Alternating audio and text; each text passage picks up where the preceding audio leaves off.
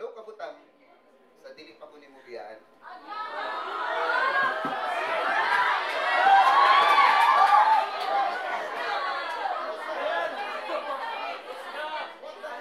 Una, kung manglakaw ka sa kulon, ayaw kuntag ka ulaw nga mugunit sa akong mga kamot.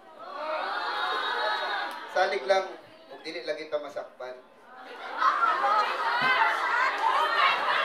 Kung bakit pilara may sulti nga suunta nga magpinsan. Pero gunit lang, kay dili lagi ta kabiyaan. Ikaduha, kung mangala ko nga mananaot og sini, sugot lang palihog kay pirmi ra man gud ka busy sa papeles, sa balay, sa mga miga ug sa mga paglipay-lipay. Duha ra ka oras ang akong gipangayo.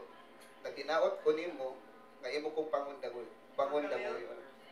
Ikatulo, ayaw unta kalimti nga ang tunbog makadaot. Sa habal-habal nga sakyan, pagmatkon panagsa. Kay kung ikaw madisgrasya, ayaw intawon Korea ka ba? Ikaupat, kung Lunes ganit, diri ka sa ako. Apilala ng pod ng Martes o kanang Domingo. Sulti lang, kung dili pwede, kay apikit. Kasabot ra gyud ko, pinuhatan na gud na nato, sukad katong kita 19. Ikalima, hung lang, kung mutubag ka sa akong mga tawag. Dili nato kusgon ang atong mga pagtilibabad. Kung ikaw mo agit-it, doon lang panagsa. Kay kung mumata, patay gyud ta sa papa. Istoryahan ta ang alimpulo sa wanan. Kung giunsa paggama kanang mga pangpang.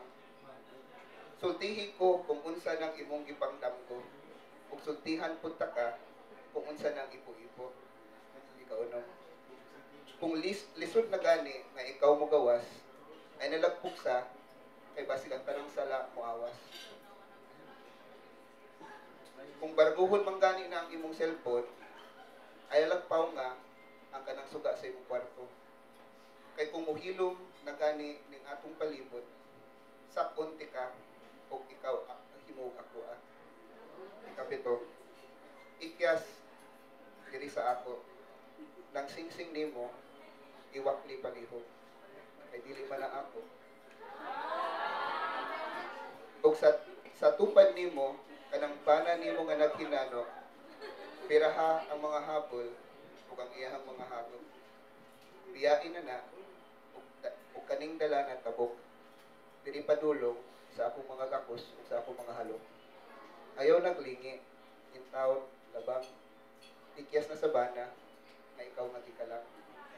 Ikawalo. Pero kung ulingi ka, pabalik sa iya, ako nakasagot. Kay sa pagsugod pa nato, ako man ang isamo. Ayaw ka balaka, pao ka na lang ng suga sa imong kwarto, kay ning mga butanga, ako kabaw mo santo.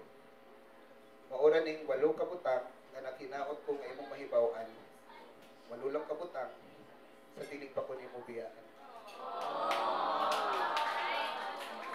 Thank you, nalingaw ra mo. Nag-CR ko ganina, wala mo gisuwat. Lingawa lagi. Kana ganing na-fitness ang imong pagkuhan ba, CR? Lingawa ko. Uy, dili ko siya tinuod ha. Imagine ra gud ko wala nag-CR ko kung mao ba to may tanong. So anyway.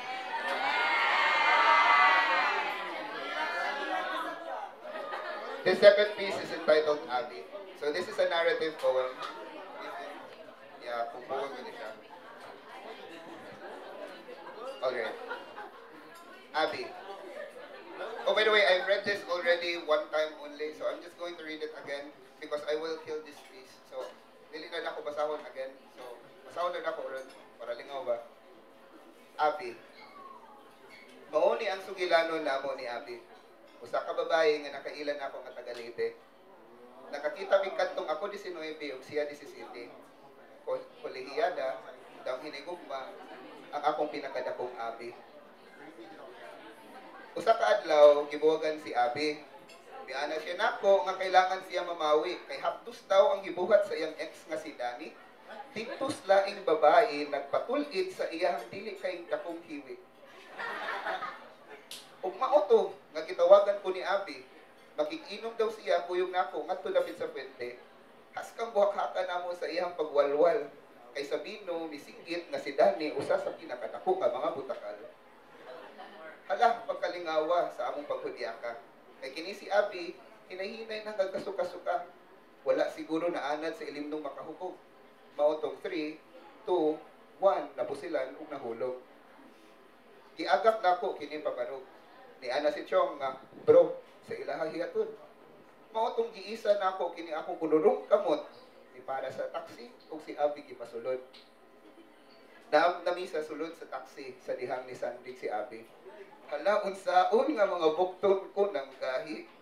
Mitanaw si Abi nga ri sa ako ug iya kong giingnan, mas kagyud niya mubuga. Sa pagsulti niya, pwerte na akong katawaha. Karon lang higayuna nga kami aning Abi kitakdo sa mga tala. Nasinghutan ko ang kaparat sa iyahang singot. Sa pagsandig niya, bisagol pud ang iyahang pahumot.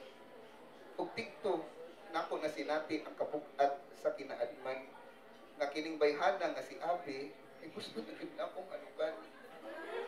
Sa pagkuntol-untol namo dito sa likod, mihubuhak-hak siya ug ako nakalimod. Ngano bang gyud ning mga mata niya makamatuod sa akong pagkatawo kining si Abi ra gyud ang nakasulod.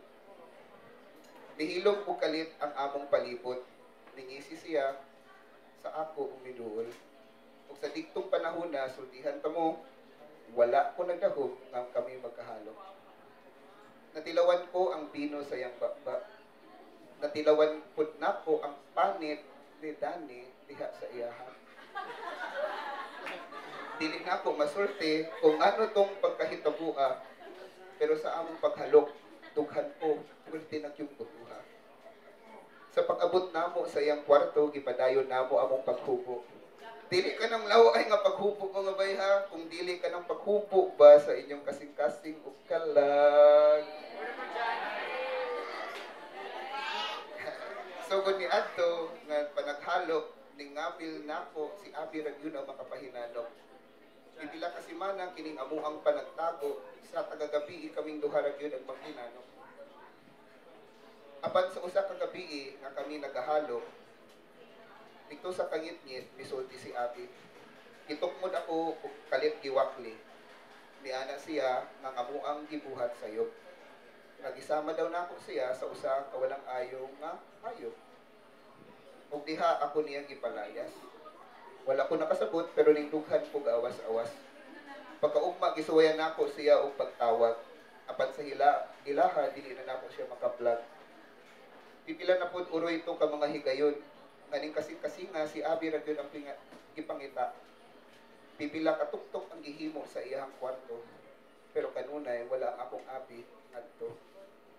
Pipila ka semana ang miagi. Gikan sa eskwelahan, nakita ko si Abi. Haskag yung pagkatugtog sa ako ang kasing-kasing. Labaw na nga kadto, nakita ko nga may nihalok sa iyang apit. Ningisi si Dani, nari sa ako Sabay ngisi, haskag pagkadako Si Abi ningisi, pero wala nilantaw. Sa mga mata nako, nahapit na gani na tiyabaw. Kay ingon man lagi, nga ako buutan, ningisi ko, pagpawos kung nilakaw paghuman. Nga ning tuo kong hinigugma ning ako ang dughan sa ex niya nga si Dani raman gihapon di ay mo ba. Ug diri natapos ang among sugilano ni Abi. Ang ako ang hinigugma nga kaila-ila nga taga Leyte. Ang Abi sa tamis nga mga halok kasama sa candy. Katong Abi nako ang akong pinakadakong Abi.